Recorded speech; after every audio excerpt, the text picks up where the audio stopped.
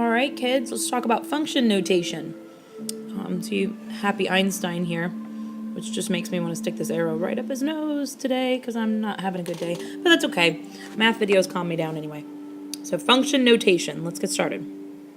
Recall first that a function is a relation, which is just a set of ordered pairs, where each x corresponds to exactly one y. And that's the specific definition, and what we're saying is none of the x's can be used more than once for different y's. It's got to pass that vertical line test, so no 2 points can share an x value. A function can be represented by a list of ordered pairs, a table, a mapping, a graph, or an equation in function notation. And that's what we're going to be talking about here. Okay, so a function rule. An equation in function notation, a function rule is an equation where the input is represented by x and the output is represented by f of x. We read that f of x, which stands for function of x. So your x is your input. Your y, or your f of x, is your output. From here on out, you can assume that f of x can be replaced with a y in order to graph ordered pairs. F of x and y are the same thing. They are interchangeable. But we can use other letters as well. You'll see g of x, h of x, and even other letters. I even used a couple other letters than that within this video. So this little function rule over here, you got your input spot. Okay, so we got this. We got something happening. And we got our output. Okay, there's our little function machine. So say that f of x here was x plus equals x plus, let me fix that because it's kind of messy. Say f of x is x plus 11. As you put a number into the function, as you insert a number to the function here, whoa, it's a lightsaber. I had no idea I had a lightsaber.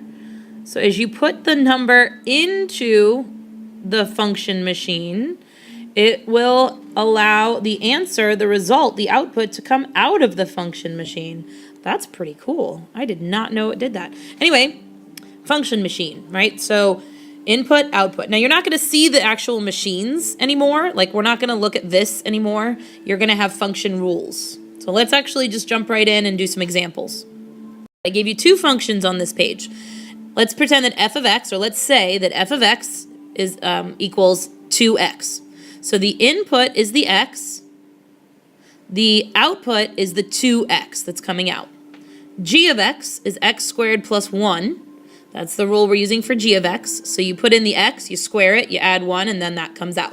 So each of these is an example that we're going to evaluate each of these functions. So remember the difference between our different terms here. We are evaluating. So evaluate. We want to use the right terminology when we talk about this. We're evaluating the functions.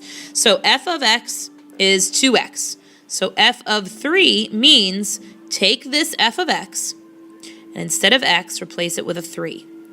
Do the math. F of 3 is equal to 6. So when the input of the function is 3, the output of the function is 6. The next one is g of negative 2. So this time we're going to let's use different color. I'll use red for the g of x. So red for the g of x, and this lovely cobalt blue color for the f of x. So g of negative 2 means take negative 2, plug it in for x, do the math. Negative 2 squared is positive 4, plus 1 is 5. Negative 2 squared is positive 4, plus 1 is 5. Please notice the parentheses. You have to use those. Just did benchmark analysis. That's actually the only reason we're getting evaluating expressions problems wrong is probably the parentheses. Next one, f of 2/3. So again, 2 times, and you plug in that number, that's our input, into the function. 2 times 2/3 is 4/3. And you would just leave it in improper fraction. You would not rewrite it as a mixed number. G of negative 1/2. Again, you're plugging in this x value, you're doing the math, and out comes the y value. So negative 1, the quantity squared, is positive 1/4, plus 1 is 1 1/4, or the way I prefer it, 5 4ths. All right. Let's take a look at another type of example. Okay, here's a different type of function that we're going to evaluate. This time, we have a domain. Remember, domain still x. So these are the x values, the input. And we're going to evaluate each of these functions for this domain. So that means that the output is the y, or the f of x, or g of x, etc., and that is going to be the range. And wrangle, that's the wrangle. Nope, that's the range. And that is your output. So let's do the first one. F of x is 3x minus 4, and we're going to evaluate that function. So we're going to plug each of these numbers in and do the math. So that's -9 minus 4 is -13. Then plug in the -1. -3 minus 4 is -7. Then plug in the 0. 0 minus 4 is -4. Then plug in the 2. 6 minus 4 is 2. Then plug in the 3. 9 minus 4 is 5. The range for number 1 is -13, -7, -4, 2, and 5. Notice the curly braces. Notice putting them in numerical order. Now, in this particular case, they came out in numerical order, but they won't always. So curly braces, numerical order to list the answer, the range. Let's try number 2. Okay, number 2 is g of x. G of x in this problem is -4x plus 1. So we're going to plug each number in and do the math. So that's 12 plus 1, that's 13. Plug in a -1. That's 4 plus 1, that's 5. Plug in a 0. That's 0 plus 1, that's 1. Plug in a 2, that's -8 plus 1 is -7. And plug in a 3, that's -12 plus 1 is -11. And again, we put it in numerical order, so this time I have to reverse the order of what I have. You are not showing any indication of which of these gave us which of these. You are merely giving a range that corresponds to this domain, and because notation dictates we have to put it in curly braces in numerical order, you can't worry about whether or not these correspond to each other. That's irrelevant. That's irrelevant. Let's do number 3. Cubed. X cubed. So, get a writing tool. Let's get a color that's different. I like to change up the colors just a tad, keep your brain awake. So this one's h of x. So we put in the number and we cube it. -3 times -3 is 9 times -3 is -27. Cube -1, we get positive, -1, excuse me. -1 times -1, positive 1 times -1, -1. 0 cubed, 0 times 0 times 0, 0. 2 cubed, okay, again, let's put the parentheses to stay in the habit, 8, and 3 cubed, 27.